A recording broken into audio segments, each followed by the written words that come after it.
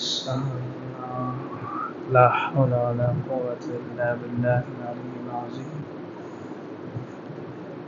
আমাদের আলোচনা চলতেছিল সূরাতুল বাকারার 43 নম্বর আয়াত আকিমুস সালাহ ওয়া আতুজ যাকাত ওয়ারকাউ মা'আর রাকিঈন তোমরা নামাজ কায়েম করো যাকাত আদায় করো রুকুকারীদের সাথে রুকু করো নামাজ এবং যাকাতের বিস্তারিত আলোচনা করা হয়েছে এজন্যই যে কোরআনের সামনে বিভিন্ন জায়গায় নামাজের কথা হবে যাকাতের কথা হবে তখন ওখানে বিস্তারিত আলোচনা হবে না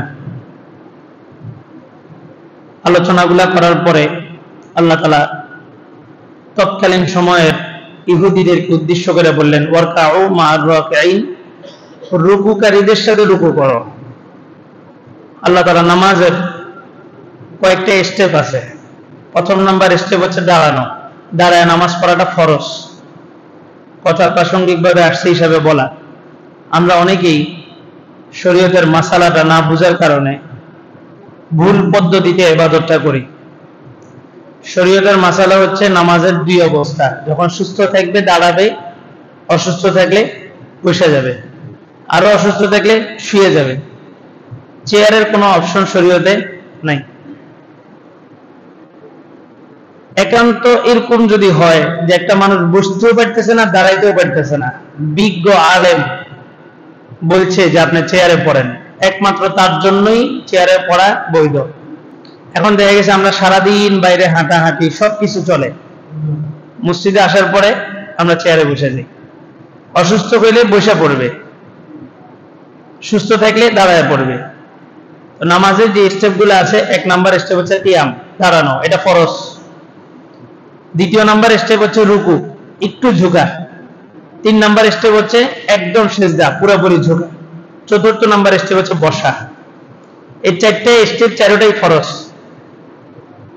আল্লাহ তাআলা চারটে স্টেপের মধ্যে শুধুমাত্র রুকুর কথা কেন বললেন বলে যে ইহুদিরা তারা যে ইবাদতটা করত তাদের ইবাদতের মধ্যে দাঁড়ানো ছিল সিজদা ছিল বসা ছিল রুকু ছিল না তারা রুকু করতে চাইতো না সিজদায় গেলেই তো আরাম আমরা তো একদম সিজদায় যে ঘুমিয়ে যাই হাতের কোন সবকিছু মাটির সাথে লাগায় দিয়া তারপরে সিজদা করি অথচ আল্লাহর রাসূল বলছেন কুকুরের মতো সিজদা করো না কুকুর যেভাবে বসে ওভাবে সিজদা করো না আবু হানিফা রাহমাতুল্লাহ আলাইহি মাসলাক এবং হাদিসের একটা ভাষ্য হলো অন্তত হাতের নিচে এতটুকু ফাঁকা থাকতে হবে ছোট ছাগল ছানা ছোট এটা যেন ভিতর দিয়ে এই পাশ থেকে ঢুকে বসে যেতে পারে আরেক রওয়ায়াতে আসে খরগোশ এতটুকু ফাঁকা থাকতে হবে এখন আমরা দেখা যায় 4 ওয়াক্ত ঠিকমতো পড়লো বিশেষ করে ফজরের সময়টা একদম এরকম হয়ে যায় একদম হাত মাটিতে লাগায় দিয়ে মানে শোয়ার অবস্থা আবার আমরা তো নামাজে ওরকম মনোযোগ নাই ওই আমি নামাজে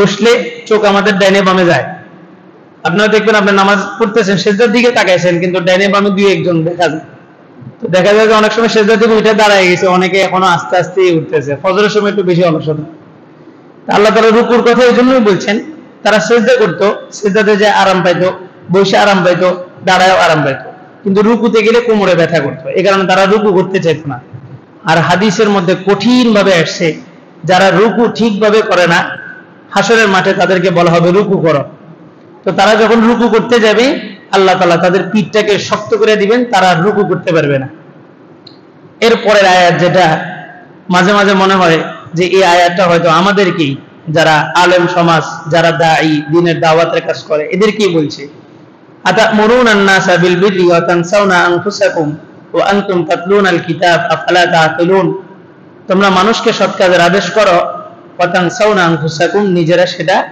ভুলে থাকো নিজেরা সেটার উপর আমল করো না ওয়া আনতুম তাতলুনাল কিতাব অথচ তোমরা কিতাব পড়ো হাদিস পড়ো কোরআন পড়ো আফালা তা'কিলুন তোমরা কি বুঝবে না আল্লাহ তাআলা বলতেছেন আতা'মুরুনান নাসা বিল বিররি তোমরা মানুষকে সৎ কাজের আদেশ করো কোরআনটা কিয়ামত পর্যন্ত সবার জন্য বিধিবিধান যেগুলো কিয়ামত পর্যন্ত সবার জন্য বলবৎ থাকবে কিন্তু কোরআন নাজিলের প্রেক্ষাপট একটু বিশেষ কোন প্রেক্ষাপটে কোরআনটা নাজিল হয়েছে বিশেষ কোন প্রেক্ষাপটে আয়াতটা নাজিল হয়েছে মদ বিশেষ একটা প্রেক্ষাপটে যে হারাম করছেন কিন্তু কিয়ামত পর্যন্ত হারাম থাকবে 4টা ধাপে আল্লাহ তাআলা মদকে হারাম করছেন আল্লাহ তাআলা চাইলে প্রথমেই বলতে পারতেন এই মদ খাওয়া নিষেধ, আল্লাহ এটা করেন নাই, এটা আমাদেরকে শিক্ষা দিচ্ছেন। আমরাও আবেগের বশবর্তী হয়ে অনেক সময় অনেক কিছু হুটহাট করে ফেলাই, এখনই করতে হবে, এটা এখনই করতে হবে না, ইসলাম এটাকে শিক্ষা দেয়। আল্লাহ তাআলা প্রথমে বললেন ইয়াসআলুনাকা আনিল খামরি ওয়াল মাইসির কুল ফীহিমা ইসমুন কাবীর ওয়া মানাফিউ লিন-নাস। হে রাসূল, আপনার কাছে মানুষ আসবে, আসার পরে জিজ্ঞাসা করবে রাসূল জুয়া এবং মদ সম্পর্কে আমাদেরকে বলেন। তখন মদ খাওয়া বৈধ ছিল, সাহাবীরা পর্যন্ত মদ খাইছে। আল্লাহ রাসূলকে আল্লাহ তাআলা বলতেছে তারা যখন আপনাকে মদ সম্পর্কে জিজ্ঞাসা করবে তখন আপনি বললেন যে কুল ফীহিমা ইসমুন কাবীর, মদ এবং জুয়া দুটোটার মধ্যে অনেক গুনাহ, ওয়া মানাফিউ লিন-নাস, মদের মধ্যে কিছু উপকার আছে, মদের মধ্যে কিছু উপকার আছে। আর রহিকুল মাখতুম একটা বাংলা কিতাব আছে, আল্লামা মুবারকপুরী রহমাতুল্লাহ আলাইহির লেখা, ওটার মধ্যে নিয়ে আসছে যে মদ খেলে কি উপকারিতা। আরবরা যখন মদ খাইত তখন মাথা স্বাভাবিক অবস্থায় থাকতো না, অস্বাভাবিক হয়ে থাকতো। তো তখন তারা কি করতো, তখন তারা বেশি বেশি দান করত, পকেটে যা আছে সব দান করে দিত মদ খাওয়ার পরে। এই কারণে আল্লাহ তাআলা বলছে অমানাফিউ লিন-নাস, মানুষের জন্য কিছু উপকার আছে। আর মদের মধ্যে অনেক ফ্যাট থাকে, ফ্যাট, চর্বি টর্বি, যারা চিকনা চিকন শরীর, ডাক্তারি সায়েন্স বলে আর কি, এরা মদ এগুলা খাইলে এগুলার কারণে শরীর বেড়ে যায়। বিশেষ করে স্পিড, টাইগার, এগুলোর মধ্যে মদের ফ্লেভার দেওয়া থাকে, এটাতে যারা আসক্ত, এটার দুর্গন্ধ স্মেল যেটা, এটাও মদের মতোই। আল্লাহ তাআলা বললেন অমানাফিউ লিন-নাস, মানুষের জন্য কিছু উপকার আছে। তখন কিছু কিছু সাহাবী ছেড়ে দিল, আরে ফীহিমা ইসমুন কাবীর, যেহেতু গুনাহ আছে, উপকার থাকুক না থাকুক, যেহেতু গুনাহ আছে দূরে থাকি। কিছু সাহাবী ছাড়ছে, কিছু সাহাবী এটা এখনো ধরে রাখছে। ঘটনা ঘটে গেল আলী রাদিয়াল্লাহু তাআলা আনহু, আব্দুর রহমান ইবনে আউফ রাদিয়াল্লাহু তাআলা আনহুর বাড়িতে একদিন মেহমানদারির দাওয়াত ছিল। আলী রাদিয়াল্লাহু তাআলা আনহু মাগরিবের আগ মুহূর্তে ওই রোজা রাখছেন, ইফতারি করছেন, ইফতারিতে একটু পান করছেন, এটা তখন জায়েজ ছিল, মদটা তখন জায়েজ ছিল, উনি পান করছেন। পান করার কারণে মদ বলা হয় যে কোনো জিনিস, আমরা তো এখন বাঙালি বানায় ভাত দিয়া, এটা একদম নরমাল, একবারে বাজে। ও তৎকালীন যুগে মদ বানানো হতো আঙ্গুর দ্বারা, খেজুর দ্বারা। খেজুর 24 ঘন্টা ভিজায় রাখলে খাওয়া জায়েজ, 24 ঘন্টার ভিতরে, 72 ঘন্টার ভিতরেও খাওয়া জায়েজ। 72 ঘন্টা পার হয়ে গেলে তখন আর এটা খাওয়া জায়েজ না। 3 দিনের ভিতরে হইলে জায়েজ, 3 দিন পার হয়ে গেলে ওটা মদ হয়ে যায়। তো তখন বানাইছে আঙ্গুর দিয়া। তো তখন যেহেতু জায়েজ ছিল এবং এটা একটা ফেভারিট আইটেম ছিল, তো ইফতারির ভিতরে এটা দিয়েছে। তা আলী রাদিয়াল্লাহু তাআলা আনহু পান করছেন। পান করার পরে যখন নামাজে দাঁড়াইছেন, ওই যে মদ পান করার কারণে একটু সেন্স হয়ে গেছে, উনি নামাজে দাঁড়ায় বললেন কুল ইয়া আইয়ুহাল কাফিরুন আ'বুদু মা তা'বুদুন, লা আ'বুদুর জায়গায় বলে ফেলেছেন আ'বুদু মা তা'বুদুন, যে আমি ওই খোদার ইবাদত করি যে খোদার ইবাদত কাফের মুশরিকরা করে। নাউজুবিল্লাহ, ভুলে ভুলে ফেলেছেন। ওনার মনের মধ্যে তো আল্লাহর ইবাদত, কিন্তু ওই যে মদ পান করার কারণে একটু এই মদের ব্যাপারে আরেকটু শক্ত বিধান আসলো। আল্লাহ তাআলা বললেন যে না, মুমিনের শানের খেলাফ সে মদ পান করবে। ইয়া আইয়ুহাল্লাযীনা আমানু লা তাকরাবুস সালাহ ওয়া আনতুম সুকারা, তোমরা নামাজের কাছে যেও না মদ পান করা অবস্থায়। মদ পান করছো, স্বাভাবিক হও, স্বাভাবিক হওয়ার পরে নামাজ আদায় করো। এটার উপরে দলিল দিয়ে এক দল লোক, ওই যে মাজার পূজারী, এরা বলে যে আল্লাহ তাআলা আমাদের নামাজ মাফ করে দিছে। তো কয় কেমনে নামাজ মাফ করছে? আল্লাহ নিজেই বলছে মদ পান করি নামাজে যাইও না। আমরা সারাদিনই মদ পান করি, তো নামাজে যাওয়ার তো আসলে কি আল্লাহ। এই 3টা স্টেপ, 4র্থ স্টেপ আল্লাহ তাআলা একদম কঠিন বিধান দিলেন, মদ হারাম। তারিখের পাতার মধ্যে আসছে, তারিখে বাগদাদ মধ্যে আসছে, মদিনার অলি গলি সমস্ত ড্রেনের মধ্যে মদের বন্যা বসে গেল।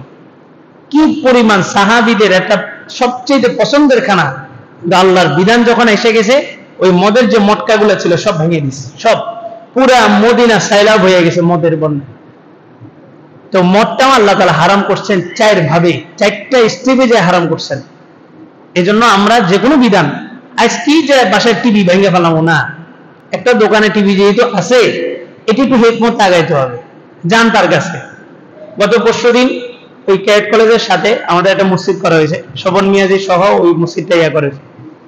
মসজিদের পাশে একটা দোকানে টিভি চলে, আমরা কয়েকজন গেছি, যা ওনাকে বললাম যে এই টিভিটা আপনার দোকানে থাকার কারণে কাস্টমার আসে, এই টিভিটা কিছুদিন আগে ছিল না, এখন আসছে। আপনি বলেন এই টিভির কারণে কত টাকা আপনার মাসে বেশি ইনকাম হয়, ওই টাকাটা আমরা মসজিদের ফান্ড থেকে আপনাকে দিব। উনি এতটা শরম পাইছে, উনি সাথে সাথে ওটা নামায়া কয় যে আর টিভি এখানে থাকবে না, মসজিদ থেকে আমাকে টাকা দিবে টিভি বন্ধ করার জন্য। মানে উনি এত লজ্জা পাইছে, উনি ওটা সরাই ফেলে এই হিকমতে।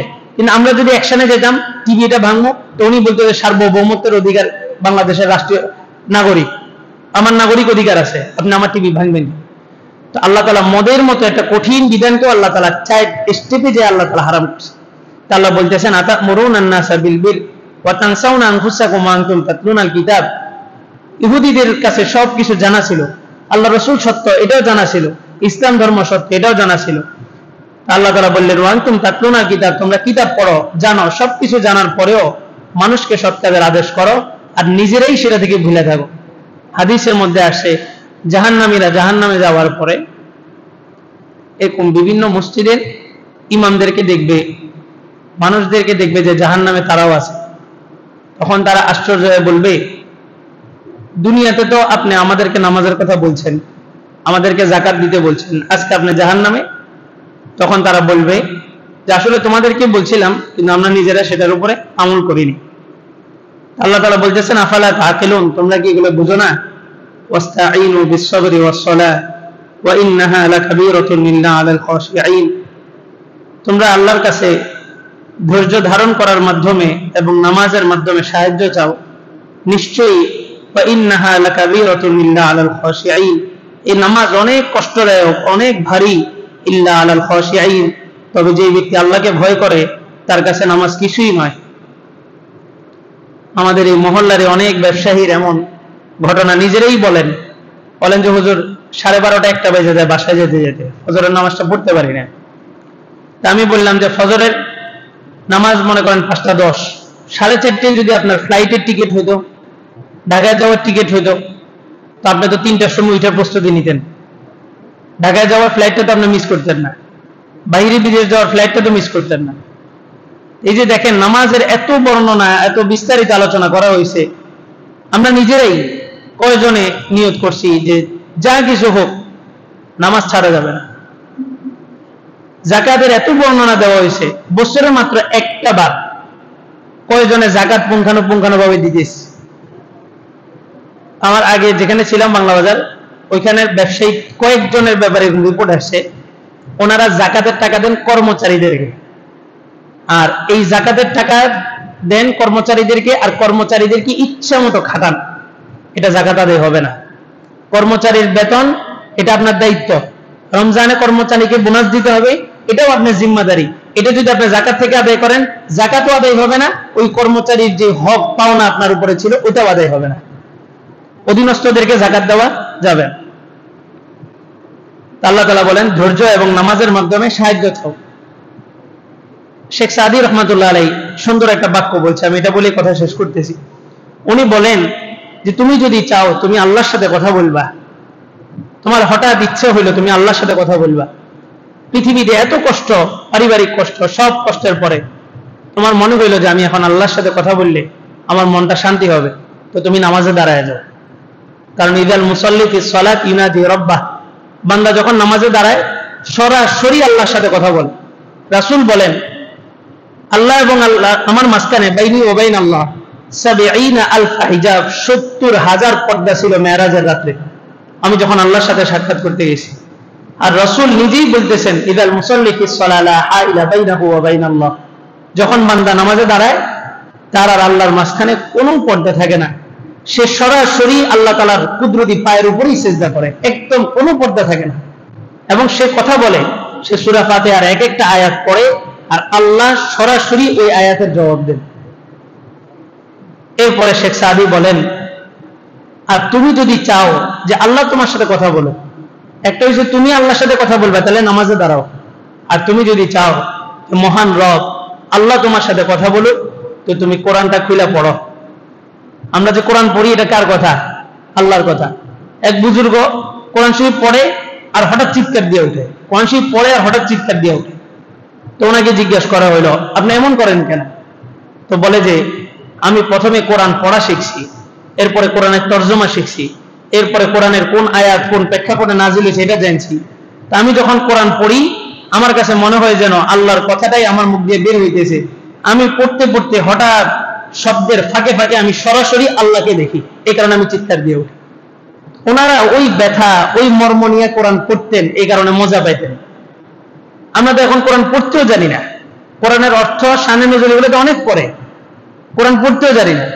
এই জন্য আমি যখন চাবো যে আমি আল্লাহর সাথে কথা বলবো, তা আমি যেন নামাজে দাঁড়াই। আর আমি যখন চাইবো যে আল্লাহ আমার সাথে কথা বলো, তখন আমি যেন আল্লাহর কালামটা খুলে পড়ি। আল্লাহ তাআলা আমাদেরকে বুঝার আমল করার তৌফিক দান করুন। প্রত্যেকেই চেষ্টা করেন, একজন করে টার্গেট করেন যে আমি একজনকে নামাজি বানাবো, তার পিছনে বেশি না 200 টাকা খরচ করেন, প্রতিদিন 1 কাপ করে চা খাওয়ার।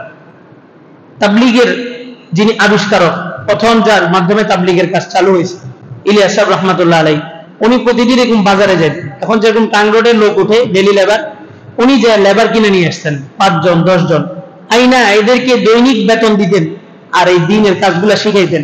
1 সপ্তাহ এই কাজ করছেন, 1 সপ্তাহ পরে ওই লোকগুলো বলতেছে আরে এটা তো আমাদের কাজ, এটা তো আমাদের উপকার করতেছে, আমরা ওনার থেকে কেন টাকা নিব? 1 সপ্তাহ পর থেকে তারা টাকা নেই, তারা নিজেরাও ইলিয়াস সাহেব রহমাতুল্লাহ আলাইহির সাথে কাজ শুরু করে দিয়েছে। আপনি একটা মানুষের পিছনে 1টা মাস চা খাওয়ান, প্রতিদিন 1টা করে চা খাওয়ান, আর তাকে শুধু বলেন ভাই তুমি দুনিয়ার সব করো, মদ খাও, জুয়া খেলো, তুমি সিনেমা দেখো, সব করো, তুমি শুধু 5 ওয়াক্ত নামাজটা পড়ো, তোমার নাম্বারটা আমাকে দাও, ফজরে আমি তোমাকে কল দিব। আপনি যে নামাজে আসছেন, আপনার নামাজ কবুল হয়েছে গ্যারান্টি আছে? কেউ গ্যারান্টি দিতে পারবে? আমি পারবো? কারো গ্যারান্টি নেই। কিন্তু এই যে আমি যে মোবাইল করে একজনকে আনছি, নিশ্চিত একটা কবুল নামাজের সব আল্লাহ তাআলা আমাকে দিয়েছে। এই জন্য একজনকে টার্গেট করেন, প্রত্যেকে একজনকে টার্গেট করেন। 1 মাস বা 1 সপ্তাহ একটা মানুষের বিবেক আছে, কিন্তু সে প্রতিদিন আমাকে চা খাওয়াইতেছে, প্রতিদিন আমাকে আমার ভালোর কথা বলতেছে, কেন মানবে না? মানুষের বিবেক আছে। 1টা সপ্তাহ সবাই মিলে মেহনত করলে সমাজটা পরিবর্তন হয়ে যাবে। নামাজের উপরে উঠলে সমাজ পরিবর্তন, আর পৃথিবীর কোন তন্ত্রমন্ত্র দিয়ে সমাজ পরিবর্তন করা সম্ভব না। আল্লাহ তাআলা আমল করার তৌফিক দান করুন।